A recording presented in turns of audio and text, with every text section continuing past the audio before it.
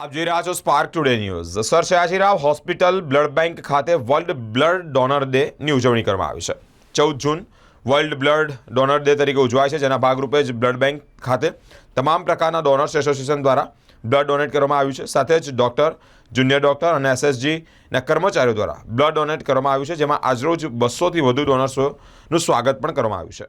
આજે 14 જૂન એટલે જેને બ્લડ ગ્રુપની શોધ કરી આપણે એબીઓન જે કહે છે ને એ ડૉક્ટર કાર્લ લેન્સ્ટીનર એટલે એની જન્મજયંતિના ભાગરૂપે વર્લ્ડ હેલ્થ ઓર્ગેનાઇઝેશને 2005થી આ ચાલુ કરેલું છે કે આ દિવસને આપણે વર્લ્ડ બ્લડ ડોનર ડે તરીકે ઉજવવા.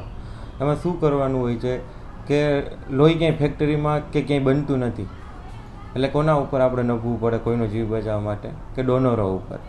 તો એ ડોનરને આપણે બીજું તો કંઈ પ્રલોભન કે કંઈ આપી નથી શકતા, કેમ કે નહીંતર પછી એ લોહીની સેફટીના ક્વેશ્ચન ઊભા થાય છે. એટલે એ લોકોને મોટિવેશન કરવા માટે થઈને આ દિવસની ઉજવણી કરીએ. એટલે આ દિવસે એ લોકોનું આપણે જેટલા ડોનર હોય, ડોનર કેમ્પ ઓર્ગેનાઇઝર હોય, એનું આપણે આ દિવસે બોલાવી અને સન્માન કરીએ છીએ, જેથી કરીને પ્રોત્સાહિત રહે અને બીજા લોકોને પણ મોટિવેટ કરે કે લોહી ગમે ત્યાં આજુબાજુમાં જે કંઈ પણ લાયસન્સ બ્લડ બેંક છે ત્યાં આવીને ડોનેટ કરે. અને એટલે આજે એ દિવસની આપણે એ ભાગરૂપે આજે આપણે ઉજવણી કરી અને આશરે એસએસજી બ્લડ સેન્ટર અને એસએસજી હોસ્પિટલમાં લોહી આપતા જેટલી સંસ્થાઓ છે એ 125 જેટલી છે એ લોકોને આપણે આજે સન્માન કરવા માટેનો કાર્યક્રમ આજે રાખેલો છે.